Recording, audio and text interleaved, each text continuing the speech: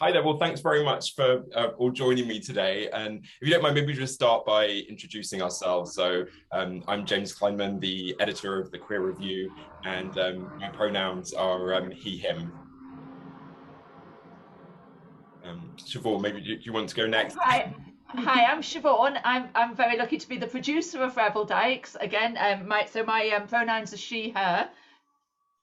Yeah, and how about Sian and Harri? Well, I'm Harri. I'm the co-director, co-editor and animator of Rebel Dykes. They, them, or she, her. And I'm the other half of the co-direction and the co-editing. So my name's Sian and they, them.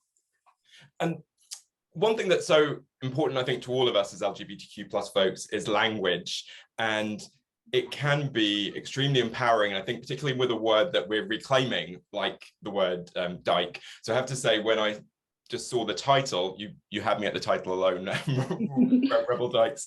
And for anyone that hasn't seen the film yet, could you sort of encapsulate just sort of briefly who the Rebel Dykes were and what kind of that scene means, just to give us the flavor of it to start off the conversation? Would you like to start with that, Siobhan, as you were there? Yeah. I mean, the title I think was coined by Sian, and it is an incredibly catchy title, and I think it is a really important word, dyke. It does have a very long history of being reclaimed, actually. It's actually a longer history even than the word queer. And it's the word that we used back in the 80s for ourselves. And the Rebel Dykes it's a phrase that we've created to envelope all of the outsider scenes of dykes who lived in London in the 1980s. So that includes like the punk dykes, the fetish dykes, the S&M dykes, the leather dykes, the squatter dykes, the reggae dykes, the sex worker dykes. So yeah, all of us who didn't fit in to the sort of softer scene that existed at the time. So the idea came from me, and I took it to Sian and Harri, who, as you can see, are younger queers than me, and they took the idea and rediscovered it and reinvented it, and took the interviews and the archive and the animation and sort of wove this beautiful retelling of a story.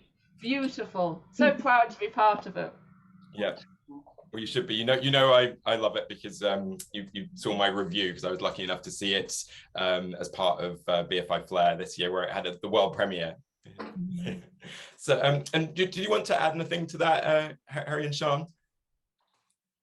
Yeah, I think we came to think of it as like a bit of a sort of a letter from between generations, about, I think that became.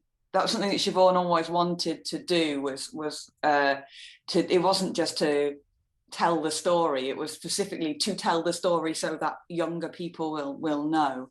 So I think that was a kind of an important part of the story, really, was bringing it up to today. Yeah, and just because that was the story that was in danger of being lost as well, because it was like, yeah, particularly in the kind of sex wars and the pro-sex feminist. They were the anti pro-sex feminists were the ones writing the books. So these women were all too busy partying and having good times to be. Yeah, and it's about documenting that exactly subculture that wasn't getting written about and wasn't getting jobs on the town council and wasn't getting PhDs and stuff. In fact, Siobhan, when she first was touring it as an oral history project, used to turn up in a academic cap and gown just to make fun of that academic culture that's kind of excluded the women who are living more on the edges. Yeah, and if it wasn't for certain photographers in the scene who were documenting it, then we wouldn't have that basis to kind of build the story around it that we did. That's true.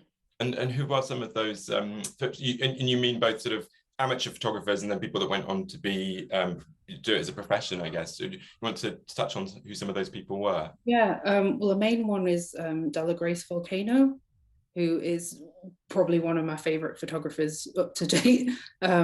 and we actually interview in the film. But also, you're right, it is it's the snapshots and the partying with your friends, or footage from there isn't really that much film footage, so it's more snaps and a couple of tapes, isn't it, that we got? Had some artist video that people had made, artist works that they allowed us to kind of reimagine a little bit to use to fill in some of that archive gap. So we're very grateful to Anne Robinson, who's an artist, still an artist today, who gave us some of her video works, and Jessica Tanzer, who's a well-known American lesbian, photographer of lesbians, I always say, and her works is it at Berkeley? Anyway, it's housed in one of the big university collections. It's at Cornell, I think. Oh right, yeah, Cornell, that's right, yeah, because kindly gave let us use some of her photos. But yeah, some of the women who were just going around with cameras, there's one called Lainey who took loads and loads of photos, just of her mates just smoking, and and I think a lot of people were sort of saying, oh, why are you taking pictures of me? Thank God she did. Well, yeah, I mean, even I was just thinking about fish as well. Yeah, the footage that we have inside Chain Reactions, which is a BDSM women only queer sex club. If we didn't have that footage, we wouldn't have this amazing evidence that trans women were included in that space. So yeah, these just shows you how important these artifacts are. Yeah, and that footage, we believe, was filmed by a trans woman, a South African woman, who, give a shout out, now we're in LA. We've never ever traced, and we'd love to, we would love to have put the right credits on that, and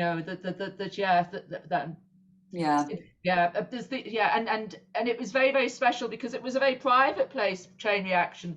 So it was very, very important that we got permission for everybody you see in it.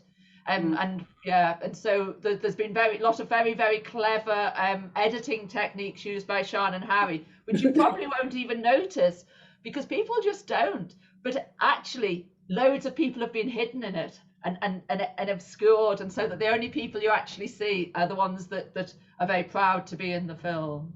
Yeah. So for people who haven't seen the film, which people watching this won't have, so it centres around, or one of the main hubs of the activity in the film. It starts in Greenham Common, and there's a kind of lesbian hub there.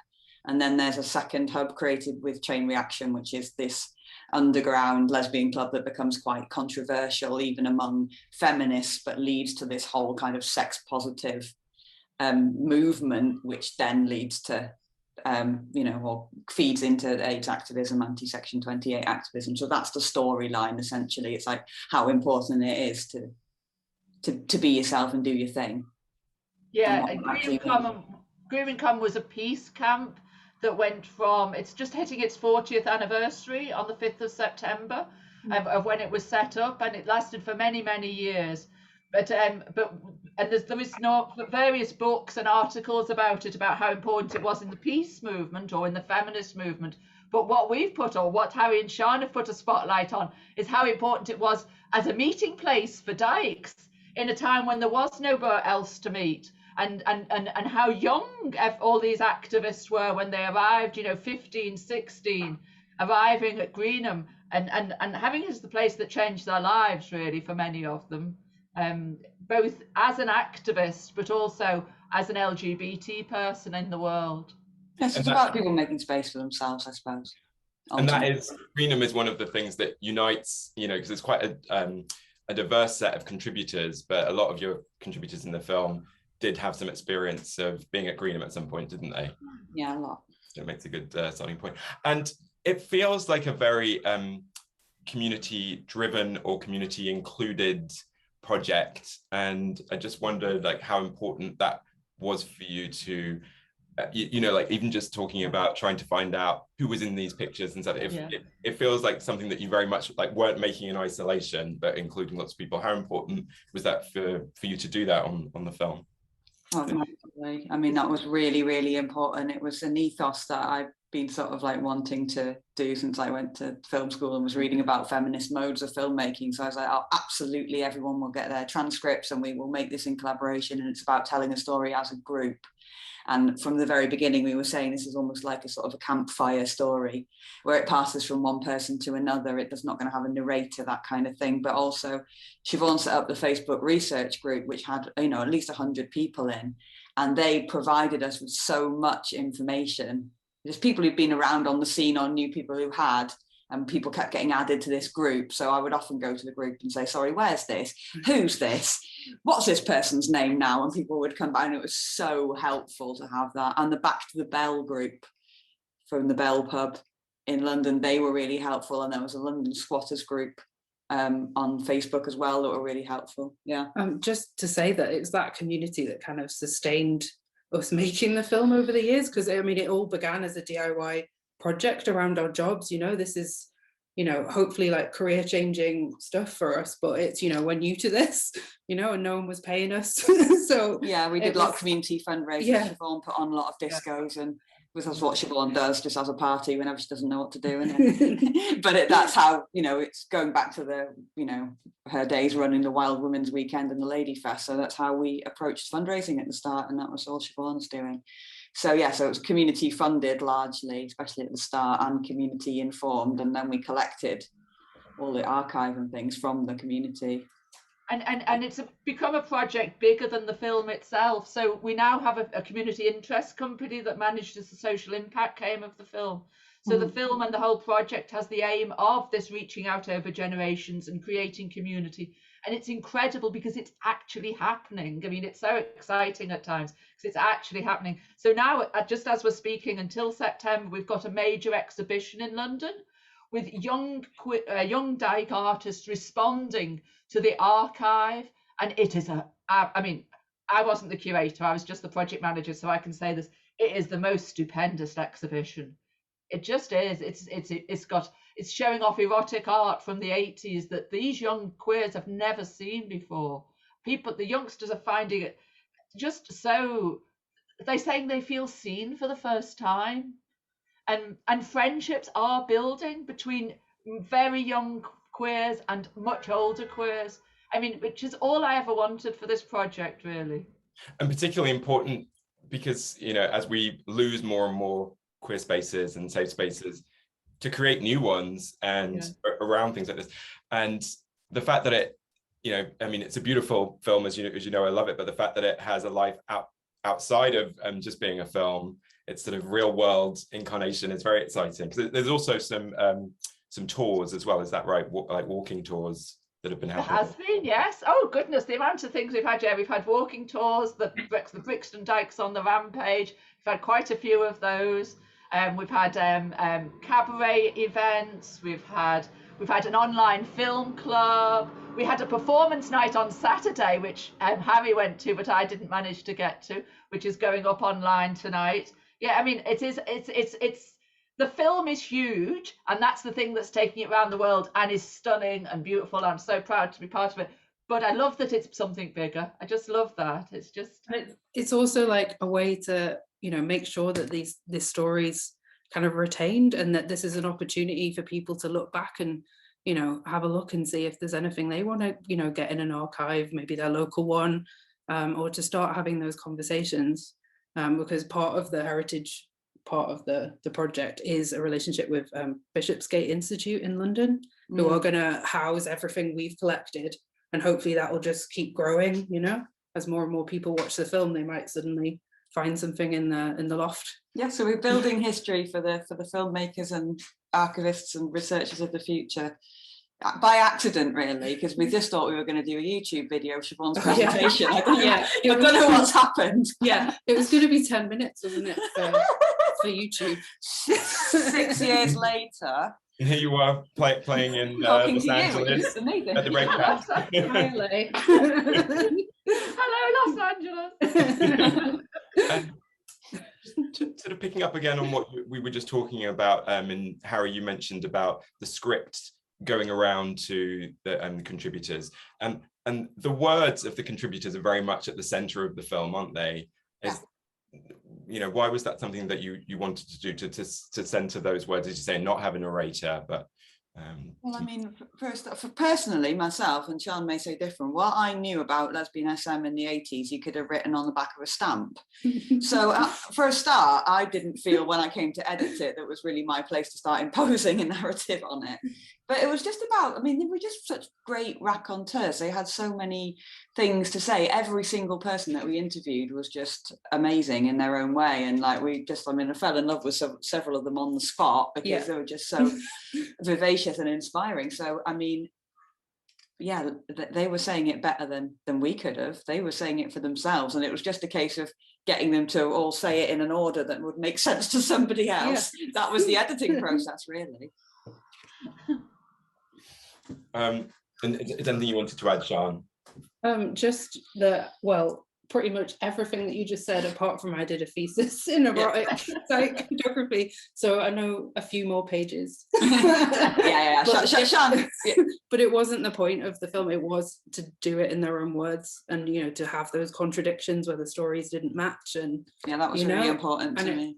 And also, just to show, there's lots of comparisons that you could make, politically today with the whole sex wars kind of debates, and just to kind of do justice to a story which is, there's nuance. It's not just like this hard line of people, over time people's opinions are shifting, and so it's basically how do you keep quite a wide group of people into this project, but also also if we didn't let them speak for themselves, we would have had motorbiking squads of leather-clad kick-ass, which sounds nice in theory.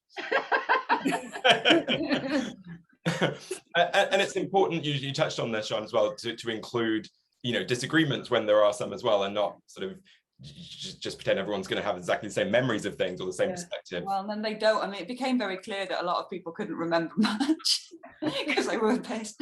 But no, with the right sort of people had time to think about, and Siobhan sent out questions and had a lot of conversations with people beforehand. We didn't shoot. We only shot each interview one. I think we only returned to a couple of interviews. Most of them, it was just what we got when we could. The joys of low budget. But yeah. I mean, even we were making the matches of who actually went out with who, and who, where's the connection after we'd met them and got it in the can. So it's sitting there with the transcripts going, oh shit, that's that one. Oh, that's that. And everyone's person. got about 3 different names, haven't they?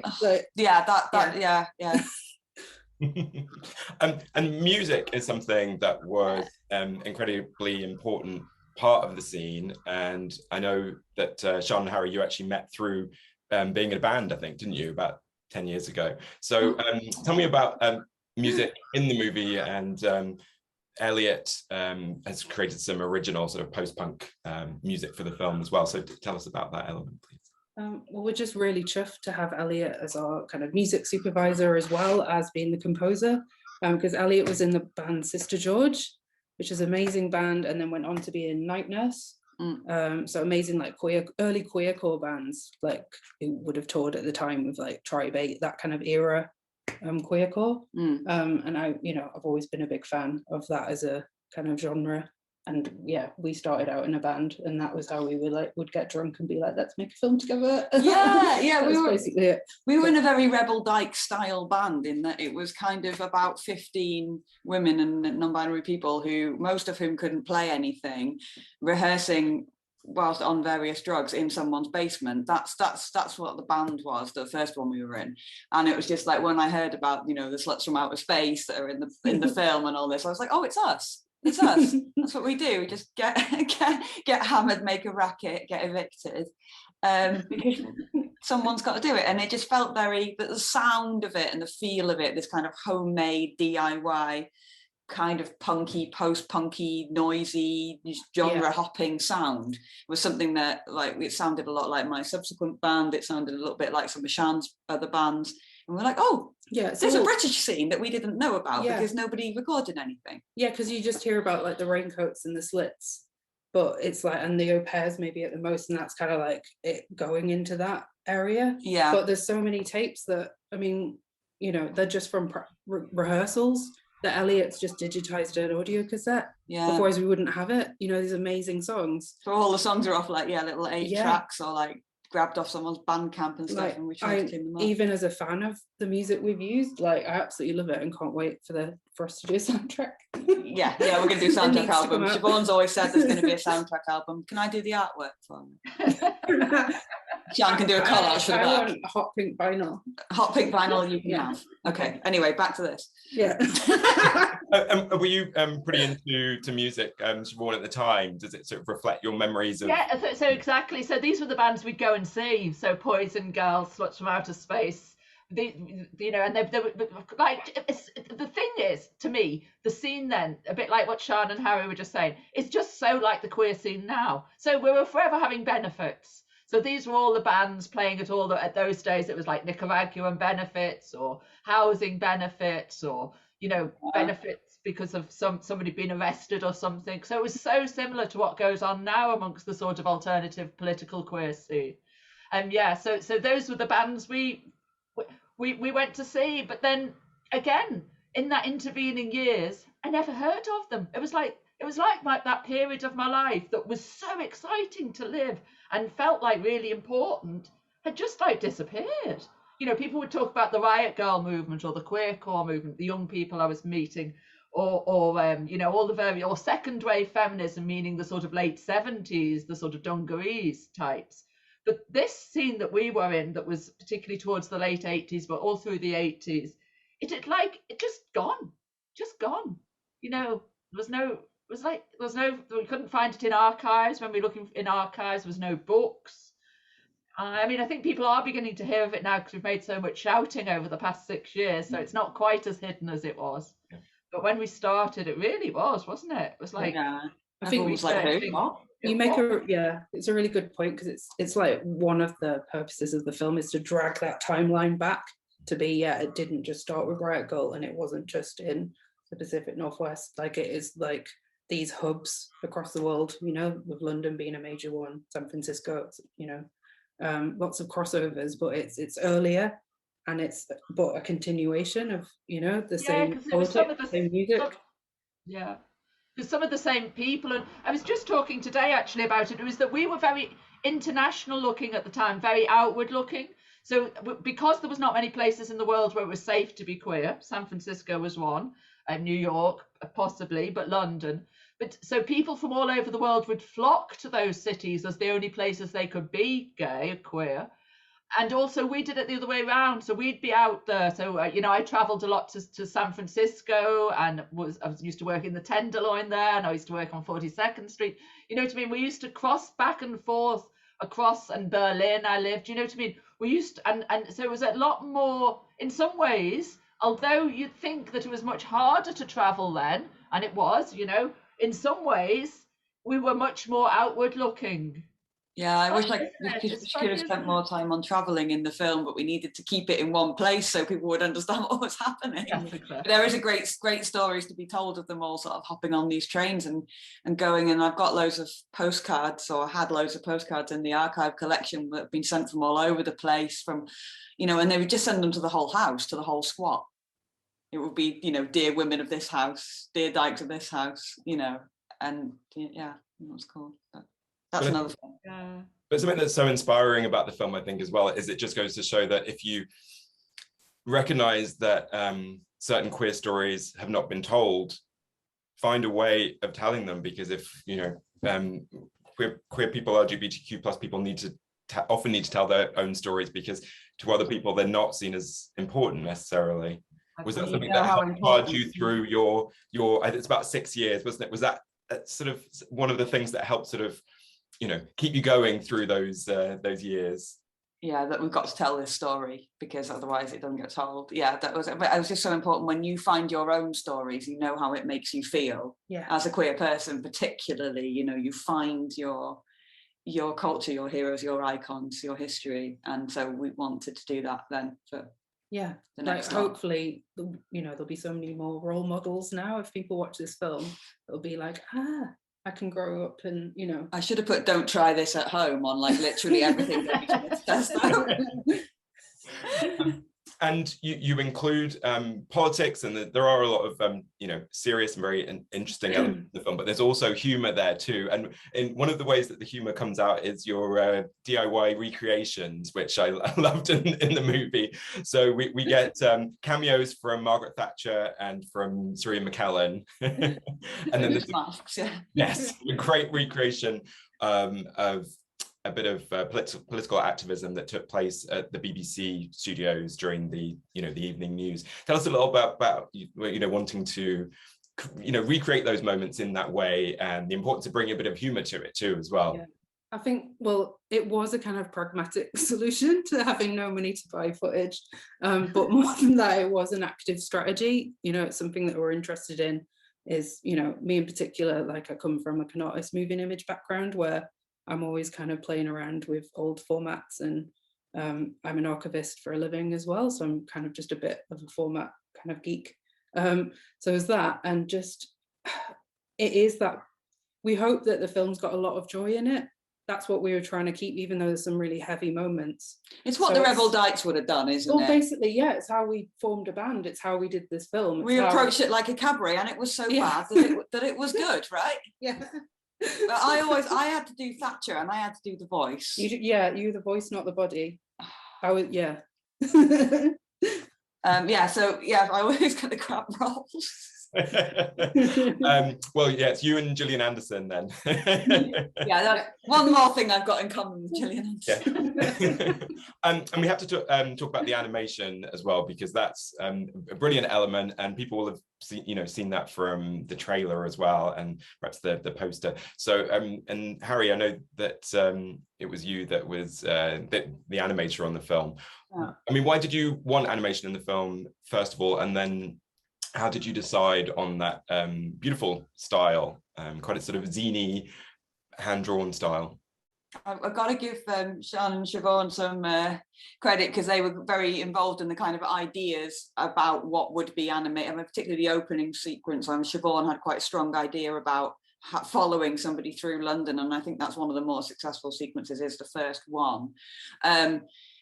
So first of all, I came up with animation as a strategy because I thought it would be an easy thing to do to fill the gaps in the story. And I didn't know anything about animation at the time. I'd been doing some little bits in my art studio, and I thought, oh, this will be a doddle. And it wasn't. So I had to actually go back to uni and kind of learn it properly in order to complete the film. So that's one of the reasons the film took so long. Really glad I did, because I'm now an animator, and it's brilliant. But yeah, I guess we wanted to use those DIY kind of that feel of the zines and the posters and the cut out CD covers that we were making for our bands and stuff. And we saw these wonderful things that the Rebel Dykes were making. So we drew inspiration for the animation from the magazines. There was one called, what's it called? Feminists, yeah, that had all these lovely little sketchy little cartoons in it. It was women protesters and stuff. Absolutely great. All done on a photocopier. So yeah, I guess it was that kind of scrappy, pinchy way. It was what I could do at the time, but it was also it needed to look not too modern. You didn't have I couldn't have done 3D anyway, but you wouldn't have had 3D, or you wouldn't have had something too smooth. It would have been a bit rough and jumpy. And if you look at cartoons even from that age, you look at Crystal Tips and Alistair and the way that they kind of walk, and it's all a bit sort of jerky, because that's what animation was like. Yeah. And I think the point was to layer it as well, wasn't it? Oh, it yeah. was because of that zine style that, and so that's why we realized we could layer it. Yeah. So it was like twin strategies to kind of deal with the lack of archive, the lack of yeah. But something cool about animation is when you see it, it's so obviously constructed. So we started to, when I was looking for things to animate within the story, deliberately looking for things where it was a bit ambiguous, or something a bit not quite true was happening, or it was someone's very specific take on something. And I think that kind of, in a way, that kind of gets you off the hook for making essentially what's quite a biased one-sided even just explaining the whole concept of butch femme and how that's progressed over time. Yeah, it's more fun to do that in animation. Doing that visually is just a lot quicker than having some text on a screen, just doing a little recap. Oh yeah, no, I don't like text. No.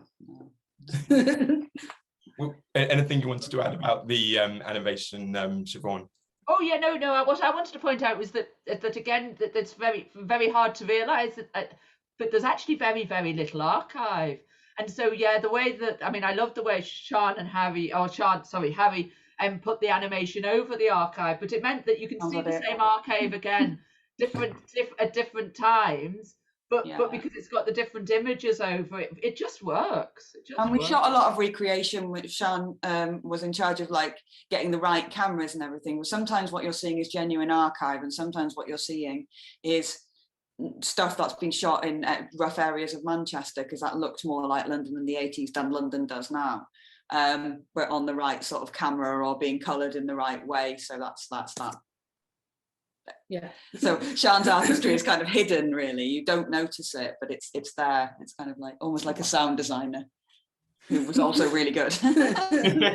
So in the last our last 5 minutes, I'd just like to ask each of you for your favorite piece of LGBTQ plus culture, or a person who identifies as LGBTQ plus, someone or something that's had an impact on you and resonated with you over the years. So if anyone is ready with theirs, I'll let you pick who goes first.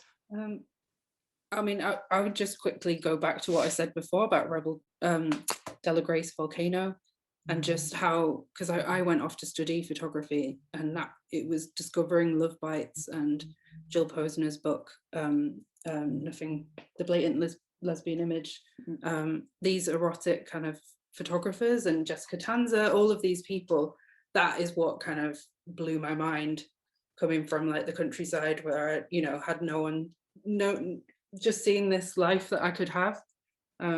Yeah, I just think that they need more recognition. I'm enjoying the kind of animation scene at the moment, and there's a queer animator of note. I've got to mention Kate Jessup, whose work's been all over the place, and she's made a kind of sort of sitcom series, dyke sitcom series now, which is very funny. But the films, she had some films going around the festivals when we were first developing Rebel Dykes that really made me see that simple and beautiful, and the way that she approached things was not to throw everything at it, but to kind of do it in this beautifully minimalist but still really entertaining way. So yeah, Kate Jessup's work I'm really enjoying. So I'm looking forward to seeing what she does next. And Siobhan, how about for you? Well, I guess if I just mention somebody who I've just been inspired by just this weekend. So I'm very inspired by the young queers who are coming out now. So there's a performer out at the moment called Chuck SJ, who's performed at our Rebel Dykes performance event on Saturday night. And yeah, they're just out and proud and trans and wild and rockin', and I just love them. Yeah, so yeah, again, I love, yeah, I'm inspired by the young folk today is what I'm inspired by. And so audiences are going to get to see Rebel Dykes in person at the REDCAT during Outfest, and then also virtually for those who can't be there. Is there anything you'd like to say to people that are going to see the film during Outfest? Enjoy. Yeah, just like, yeah, spread the word, and just, yeah, hope you have fun. Yeah. I think it's definitely a film that's best seen in company. So even if you're watching it at home, bring your mates round and have a few beers. You know, this isn't like serious queer history. This is fun queer history. Yeah, and if it looks a bit rough, that's because it is. Yeah. Well, and I'll agree with you that. And one thing I said in my review is that it won't make you sort of wish you were there. You'll feel like you were. So. Oh, thank you. That was a lovely thing to say. Thank you, James. You're so lovely. So Harri, Sian, Siobhan, thanks very much. Congratulations again on the film. And thank you. All the way to Outfest. Thanks very much. Bye. Thank you. Bye. Bye. Bye. That was so fun.